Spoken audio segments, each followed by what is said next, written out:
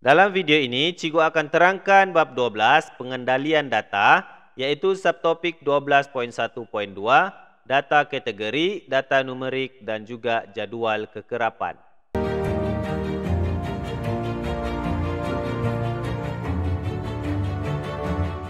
Data yang dikumpulkan boleh diklasifikasikan kepada dua, yaitu data kategori dan juga data numerik.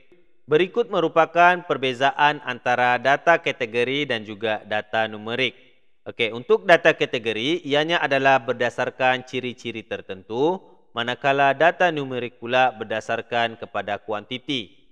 Data kategori tidak boleh diukur secara berangka, tetapi boleh disusun dalam kategori atau kumpulan yang sama. Contohnya jantina, agama, hobi dan sebagainya. Manakala data numerik pula boleh diukur dan dinyatakan dalam bentuk angka. Contohnya ketinggian, jisim, pendapatan, umur dan sebagainya. Contoh 1, klasifikasikan setiap data yang berikut kepada data kategori atau data numerik. A. Jumlah wang saku yang diperoleh setiap murid. Kata kuncinya di sini ialah jumlah wang saku.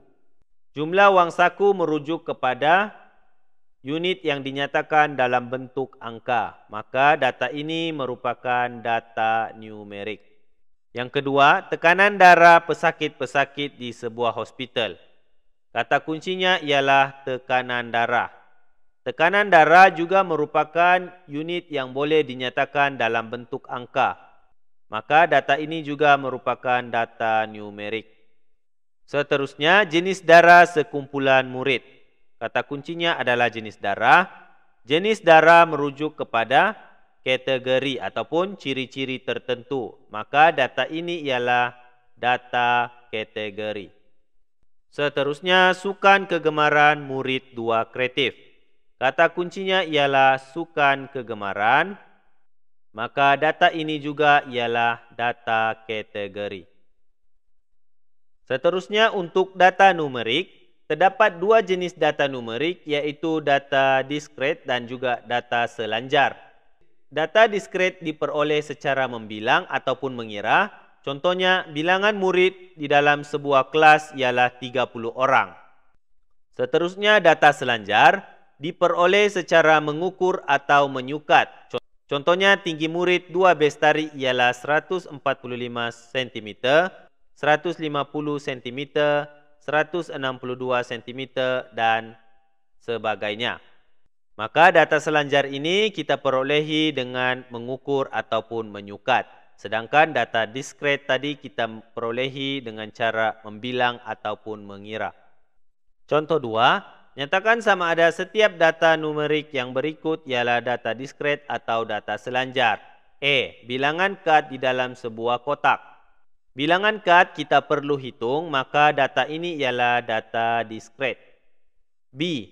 Panjang sebatang tebu. Panjang sebatang tebu kita perlu mengukur ataupun menyukat, maka data ini ialah data selanjar. C. Jarak yang dilalui oleh peserta merentas desa. Jarak kita perlu ukur ataupun sukat. Maka data ini juga data selanjar. Data yang dikumpulkan ini akan direkodkan secara sistematik dalam jadual kekerapan. Ini merupakan bentuk jadual kekerapan. Okay, contoh data yang diperolehi adalah berkaitan dengan makanan kegemaran dan terdapat kolom untuk gundalan dan juga kekerapan. Cikgu akan terangkan bagaimana untuk melakukan gundalan dan perkaitan gundalan ini dengan kekerapan. Tanda gundal ialah satu cara untuk membilang dengan membuat tanda bagi setiap perkara yang dibilang atau dihitung.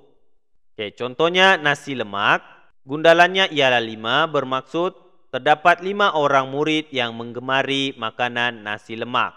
Jadi untuk gundalan, kita akan tandakan seperti ini, merujuk kepada kekerapannya ialah 1. Seterusnya, sekiranya kita dapati data itu kekerapannya ialah 2, maka gundalannya kita buatkan seperti ini, dan kekerapannya ialah 2. Sekiranya data tersebut berulang sebanyak 3 kali, maka gundalannya kaedahnya seperti ini, dan kita tuliskan kekerapannya ialah 3. Seterusnya, gundalan yang mewakili untuk 4, kita boleh tandakan seperti ini. Manakala apabila gundalan untuk mewakili kekerapan yang kelima, kita akan lakukan tanda silang seperti ini, maka nilai kekerapannya ialah 5.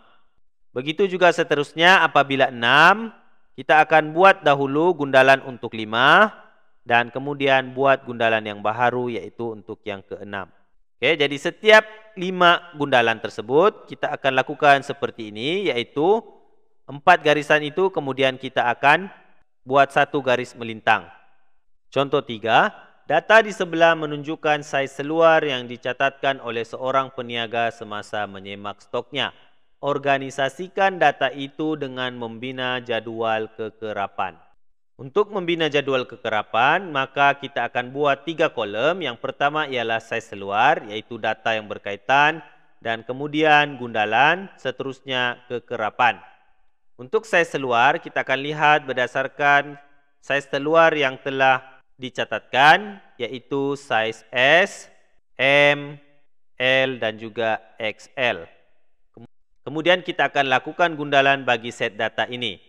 Yang pertama untuk saiz S, kita akan potong setiap set data ini dan lakukan gundalannya.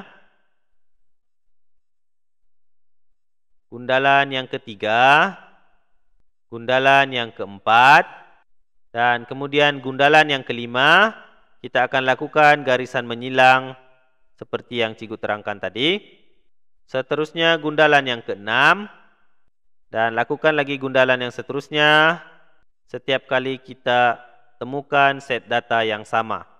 Selepas kita tandakan semua set data ini dan lakukan gundalannya, kemudian kita akan tentukan kekerapannya, yaitu 5 tambah dengan 4, maka kekerapannya ialah 9. Seterusnya sambung lagi untuk saiz seluar M. Kita akan tandakan set datanya dan buat gundalan. Setiap kali lengkap 5 gundalannya kita akan buat seperti ini. Maka jumlah kekerapannya 5 tambah dengan 4 sama dengan 9. Seterusnya untuk saiz L pula. Gundalan yang pertama, gundalan yang kedua, gundalan yang ketiga, gundalan yang keempat, dan gundalan yang kelima. Lakukan lagi gundalan yang sama untuk setiap data saiz L yang kita temukan dalam set data tersebut. Maka untuk saiz L, kekerapannya ialah 5 tambah 5 sama dengan 10. Seterusnya untuk saiz XL, kita tandakan saiz XL yang kita temukan dalam set data tersebut dan lakukan gundalannya. Seterusnya kita tentukan kekerapannya berdasarkan gundalan yang telah kita lakukan tadi, maka kekerapannya ialah 4. Dan yang terakhir, kita jumlahkan ke semua kekerapan tersebut, yaitu 9 tambah 9 tambah 10 tambah 4. Maka jumlahnya ialah 32. Dan kalau kita perhatikan set data di sini, jumlah bilangan data yang terdapat dalam set data ini juga ialah 32. Maka jadual kekerapan yang kita bina ini adalah sama dengan jumlah set data yang disenaraikan. Jadi itu sahaja untuk penerangan bagi video kali ini. Cikgu harap kamu dapat memahami konsep untuk subtopik ini dan selesaikan soalan yang berkaitan dengan subtopik ini.